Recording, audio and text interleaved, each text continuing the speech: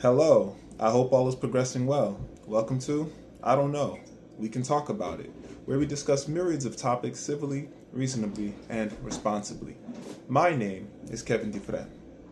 Our first topic is about SEL, social emotional learning, how implementation of SEL may be, to a degree, why SEL is important, and I'm a huge supporter of SEL, particularly for individuals that may be encountering situations requiring SEL, though may not have a clear understanding because of where one may be coming from. Because where one may be coming from may not necessarily be exemplifying parameters of SEL. Social and emotional learning may seem unique to a particular environment when the term arises, social and emotional learning, SEL, though considerably SEL begins within environs of one's initial growing, one's initial upbringing, one's initial encountering with another human, other humans, another animal, other animals. So, not to disregard a human as not being an animal, though indicating when one is encountering a different form of intelligence, animate intelligence, then one may be in a position to encounter parameters of social and emotional learning. Regarding intelligences being so many, is helpful to understand emotional intelligence is a part of spectrums of human being.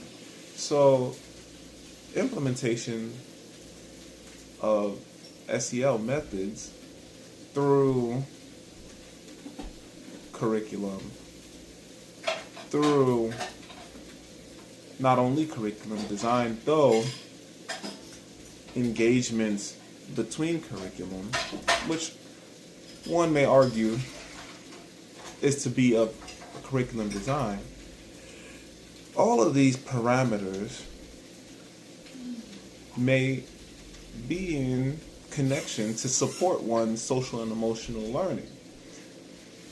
Even more so if one is aware of how parameters socially and emotionally may be engaging through such parameters, through stories, through books that exemplify relations differently, may prove greatly to allow one time, when one makes time, to discuss, to share what may be happening socially, emotionally, and or otherwise within a text, within a situation, so as to further establish one's social and emotional parameters.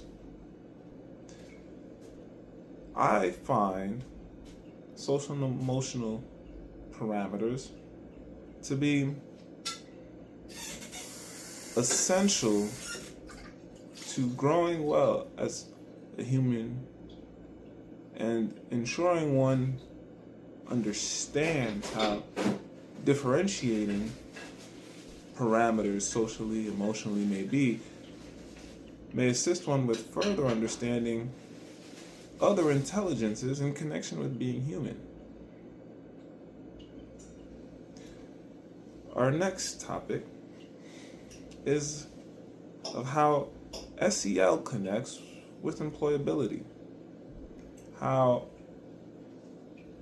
what one may grow through SEL may prove extremely valuable for one engaging with an employment opportunity. SEL has different labels as the article shares. Even so, what I find interesting is how SEL, prior to the SEL label, is of most high regard, and if one appreciates self-help type books, one may find SEL in myriad forms within these books as key points of growth. Very, very important to acknowledge that these parameters are not unique to modernity, though labeling may be unique. These parameters of social and emotional learning are consistent with aspects of developing humans well. So, supporting SEL foundations is a clear link to realms of employment, which, under assessment, one may find, even with progressing technology, being mindful of how one is socially and emotionally may prove extremely valuable beyond one's technical prowess, and may further boost one's presence as a human, of course, though as an employee as well, engaging, growing well, healthfully progressing with parameters of intelligences. All right. Next, we're going to do some origami. First, we're going to fold point to point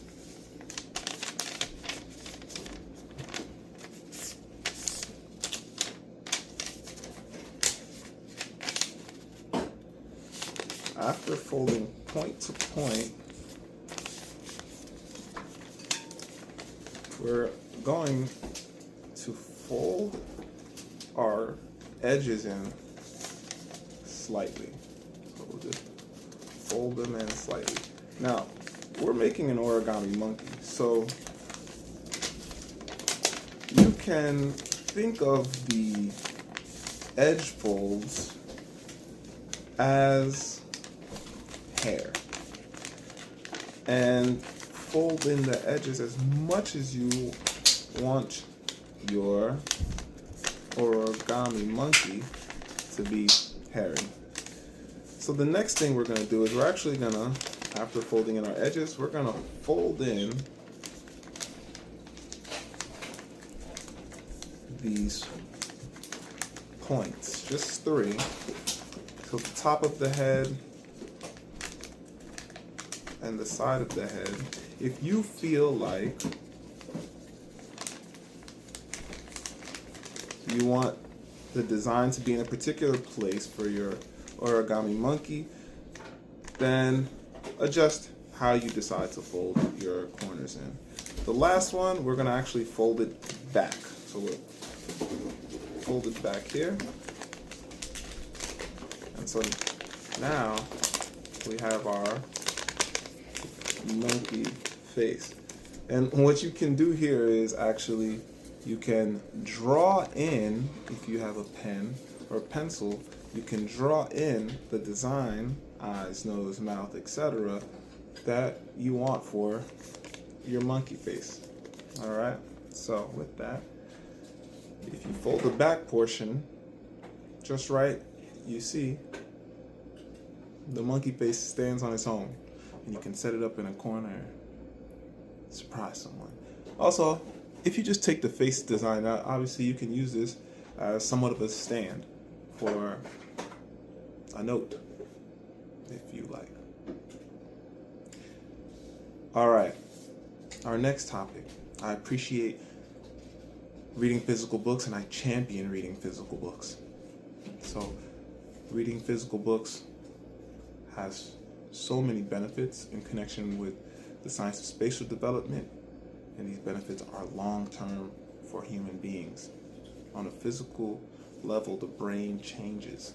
Considering the brain's malleability, understanding the brain physically changes as one reads a book to improve is wonderful. Girl Interrupted is the book today.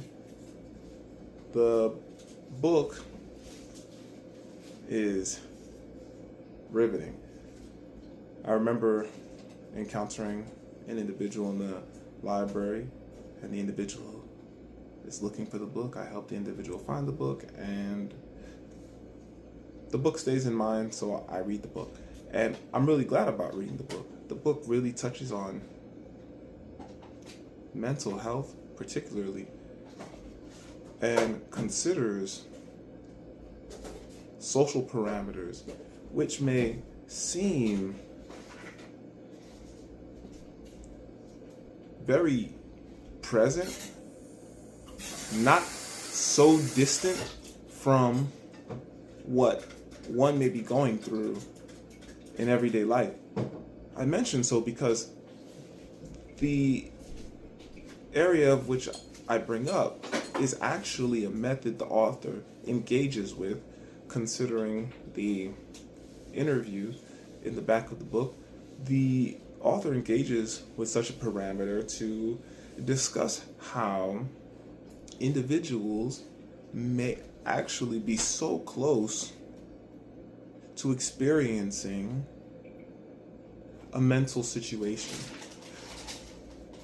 One may be so close to experiencing a social situation. How does one approach building one's life well beyond such a situation? And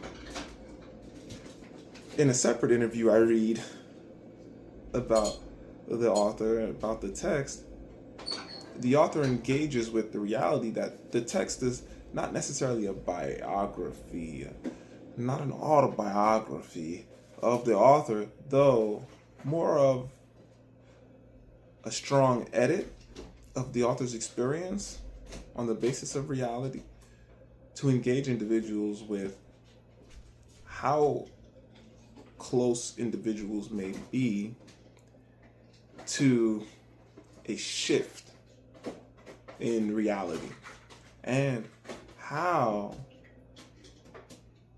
even individuals that are not of a diagnosis are so capable of not necessarily being under diagnosis, but of being effective, efficacious in one's life that may be of a diagnosis or not. So I read the book and I find the author's tone to be somewhat comedic, even considering how revelations, reflections of individuals in the book, characters of the book later, prove to show how much control one may have of one's social reality, how much control one may have of one's emotional reality, and how important self-culturing is, how present self-culturing is to one's being in the ever-progressing interdependent reality. I appreciate the book. I think the writing is very, very good, especially considering the full context of what the writing is connecting to, especially considering the author's input via interviews about what the text is engaging. Thanks for joining. I don't know. We can talk about it. Onward and Upward, Kevin Dufresne.